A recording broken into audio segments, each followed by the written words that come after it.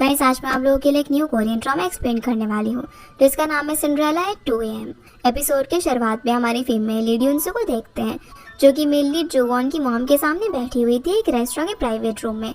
जोवॉन की मॉम उससे पूछती है कि तुम कब मेरे बेटे से ब्रेकअप करोगी। तो युनसो यहाँ पर सोच रही होती है कि मुझे अचानक से पता चला कि मेरा बॉयफ्रेंड एक रिच फैमिली की 3rd जनरेशन से है और उसकी मॉम से कहती है कि जल्दी है। तभी एक आदमी उसे एक ब्लैंक कार्ड देता है। युनसो सोचती है कि शायद वो लोग उसे ऐसे पैसे देते हैं, इसलिए वो उस पर अपने बैंक अकाउंट की डिटेल वगैरह लिख देती है।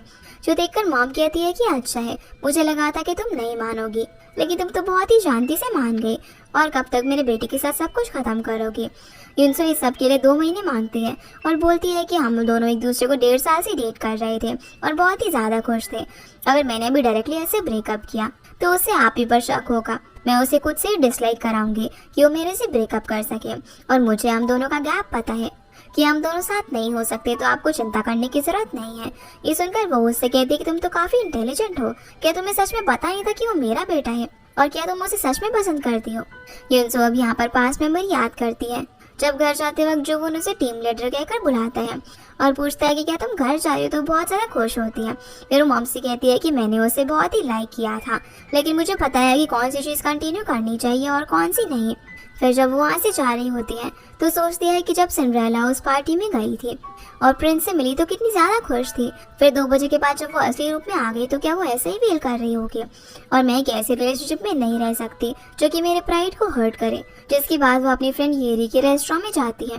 वहाँ पर वो उसके अंकल के साथ भी डिनर करते हुए बताती है कि वो जोवॉन के साथ ब्रेकअप कर रही है।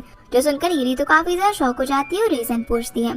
तो युनसो बताती है कि वो हमारे एयर ग्रुप की चेयरवुमैन का बेटा है। जो सुनकर ये लोग पूछते हैं कि तुम्हें इसके बारे में कब पता चला, तो वो याद करती है कि जब उन्होंने डेट करना शुरू किया था तब मैंने बिल्कुल भी नहीं सोचा था कि वो रिच हो सकता है, लेकिन मुझे ही समझना चाहिए था क्योंकि वो कभी भी मुझे अपने घर पर नहीं आने देता था और हमारी 1 ईयर की एनिवर्सरी में एक एक्सपेंसिव गिफ्ट लेकर आया था जिससे पता चल सकता था कि उसकी फैमिली रिच है, लेकिन मैंने ध्यान ही नहीं दिया, उस बैग को वापस कर दिया। अब 1 महीने पहले जब वो लिफ्ट के पास थी तो वहाँ पर कंपनी का वाइस चेयरमैन जिसका नाम सीवोन है, वो जोवॉन से फ्रेंडली तरीके से बात करते हुए देखती है, जहाँ पर वो उसे ब्रदर बुला रहा था। ये सुनकर वो बहुत ज़्यादा शॉक हो गई थी। वो सीवोन के जाते ही गुस्से से जोवॉन के पास जाती है और उससे पूछती है कि तुमने मुझे बताया क्यों नहीं तुम रिच हो। जोवॉन तो डर जाता है, लेकिन वो कहते हैं कि तुम रिच हो, लेकिन तब भी मुझसे ही मील के पैसे पे कराते थे। जो सुनकर वो बेचारा तो शॉक हो जाता है और बोलते हैं कि तुम इसीलिए गुस्सा हो। तभी उसके अंकल अब कस्टमर के पास चले जाते हैं और हीरा यहाँ पर उससे पूछती है कि तुम क्या करने वाले हो। तो युनसो बताती है कि मैंने उसकी मॉम को अपना अकाउंट नंबर दिया है पैसे भेजने के लिए और उससे ब्रेकअप कर लूंगी। हीरो उस पर चिल्लाती है और बोलती है कि तुम भला ऐसे कैसे कर सकती हो, तुम्हें पैसे क्यों चाहिए। इस पर वो बोलती है कि अपने भाई जीसू की ट्यूशन फीस भरने के लिए। तब हीरो उसे कहते हैं कि तुमने खुद की फीस के लिए इतनी मेहनत करके पैसे कमाए, मुझे पता है कि तुमने ऑलरेडी पैसे सेव कर रखे हैं उसके लिए। पर युनसो कहती है कि मैंने पैसे इसीलिए लिए हैं ताकि आसानी से ब्रेकअप कर पाऊँ। इधर हम सेवन को एक नया सूट ट्राई करते हुए देखते हैं जो कि खुद को देखकर मिरर में एडमायर कर रहा था।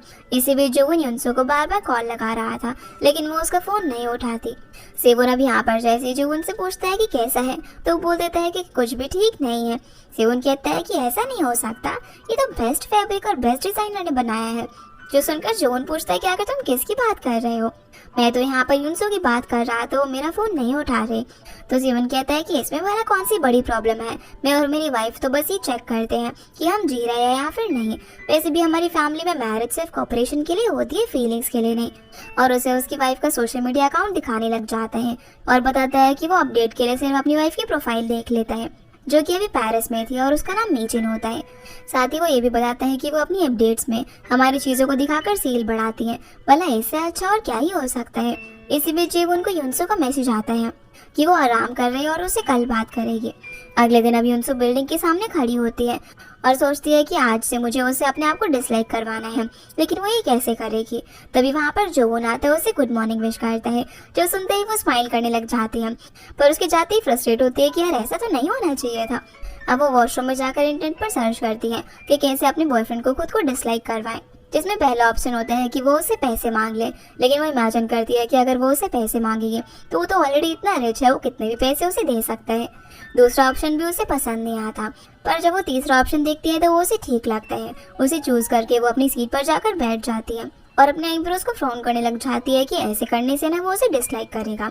अब उसके कलीग जब यहाँ पर फालतू की बातें कर रहे थे तो वो उन सभी को एक वियर्ड लुक देती है, जिसे देखकर वो लोग डर जाते हैं और अपना काम करने लगते हैं। थोड़ी देर बाद जब वो बाहर जाती है तो देखते हैं कि सभी लोग उसकी बुराई कर रहे थे।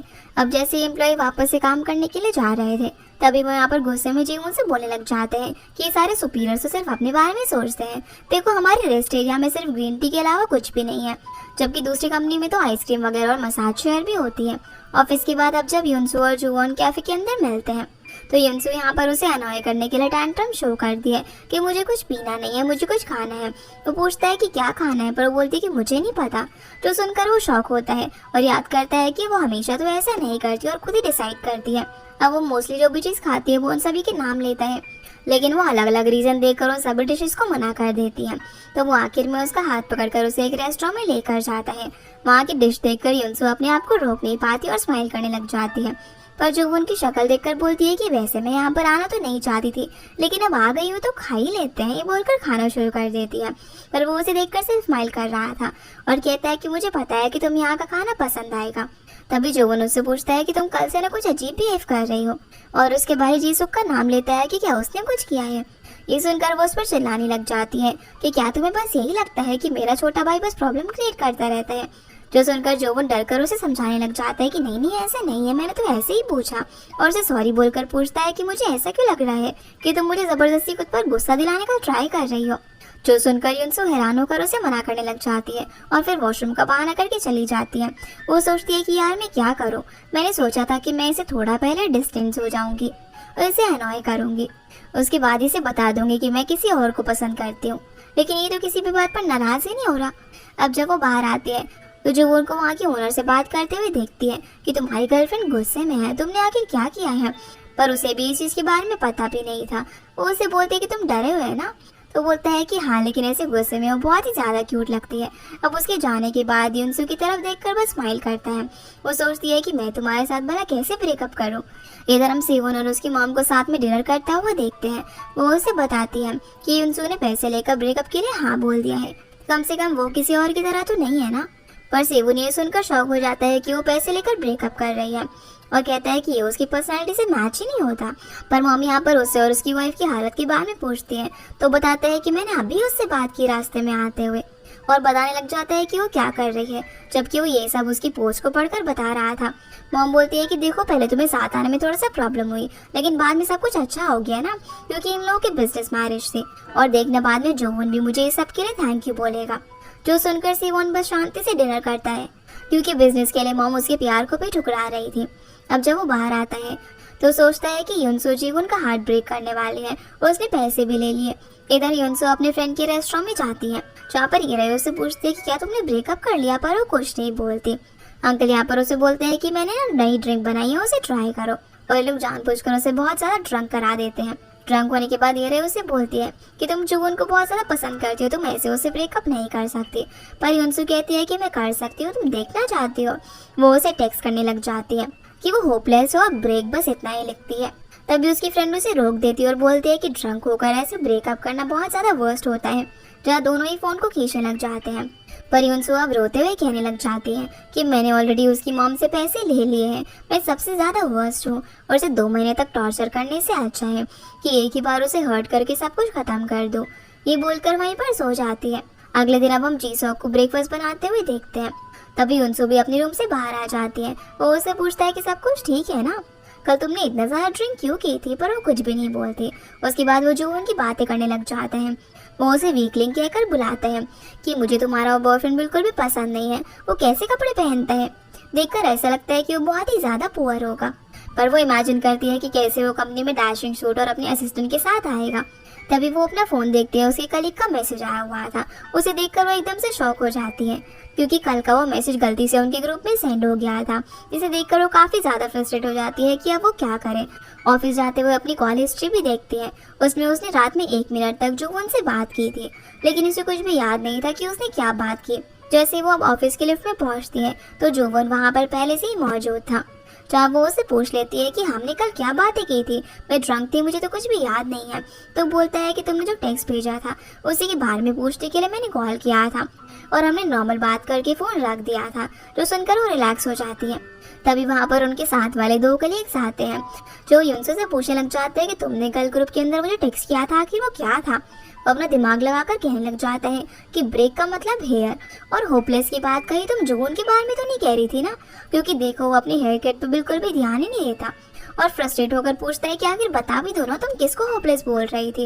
युनसो भी अब बोल देती है कि मैं ना खुद को होपलेस बोल रही थी, मेरे बाल ना बहुत ही ज़्यादा ख़राब हो गए हैं। तो फीमेल कलीग बताती है कि मुझे एक सैलून पता है, वहाँ पर मैं अगर तुम्हें रिकमेंड करूँगी ना तो हम दोनों को डिस्काउंट मिलेगा।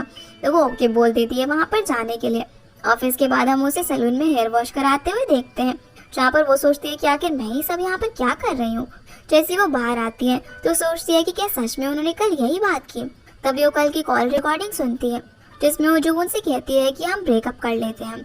जून कहता है कि मैं तो हमसे मिलने के लिए आता हूँ, पर वो उसे मना कर देती है कि मिलने का कोई भी मतलब नहीं है, ये हमारा फेट है, हम वैसे भी लास्ट में ब्रेकअप भी करने वाले हैं, इसीलिए गुड बाय।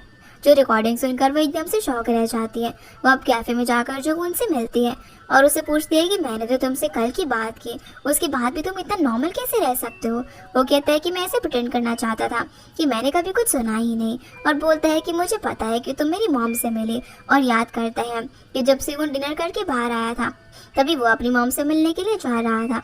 वो अपने ब्रदर से बोलता है कि युनसो कुछ अलग बिहेव कर रही है कल से, पता नहीं क्या प्रॉब्लम है। तो वो उसे बता देता है कि मॉम उससे मिलने के लिए गई थी। ये जानकर अब युनसो उसे सैड होकर बोलती है कि हम ब्रेकअप कर लेते हैं, पर जीवन उसे मना कर देता है और कहता है कि मैं मॉम से बात करके देखता हूँ, सब कुछ ठीक हो जाएगा, हम इसके बारे में सोचते हैं। लेकिन वो उसकी बात नहीं सुनती। उसे कहती है कि तुमने कभी फील नहीं किया है कि पैसे ना हो तो भूखा रहना क्या होता है, और ट्यूशन फीस के लिए पार्ट टाइम वर्क करने पर कैसा फील होता है। हम दोनों ही अलग दुनिया से हैं, और अगर तुम्हारी मॉम भी नहीं होती तो भी शायद मैं इस रिलेशनशिप को एक्सेप्ट नहीं कर पाती। और उसे ब्रेकअप का बोलकर वहाँ से बाहर चली जाती है। लेकिन जून उसके पीछे आकर उसे रोकता है। तो युनसो से कहती है कि तुम्हें ये तो पता है कि मैं तुम्हारी मॉम से मिली हूँ, लेकिन क्या तुम्हें ये पता है कि मैंने उनसे पैसे लिए हैं। जो सुनकर वो शौक रह जाता है। युनसो वहाँ से अपना हाथ छुड़ाकर चली जाती है। अगले दिन जब युनसो अपने कलीग के साथ मीटिंग कर रही थी तभी वो उसे बताते हैं कि जो ने छुट्टी लिया है 1 हफ्ते की। युनसो सोचती है कि अपने आप को ब्रेकअप के लिए लीव देना भी लग्जरी है, पर वो हर दिन अपना सारा काम करती है। अपने रूम से जून की जो भी सारी फोटोज वगैरह थी उन्हें भी हटा देती है। वो सोचती है कि जब सिंड्रेला अपने शूज वहीं पर छोड़कर गई थी तब वो अपना ट्रेस छोड़कर चली गई थी, पर क्या वो प्रिंस को अपना प्लेन सेल्फ दिखाना चाहती थी। लेकिन मैं उसकी तरह कोई भी ट्रेस नहीं छोड़ना चाहती और एक कूल गर्ल बन के ब्रेकअप करना चाहती हूँ। फिर जब वो ऑफिस से काम कर रही थी तब वो अपने कलीग्स को भेज देती है और सैड होकर जून की डेस्क की तरफ देखती है।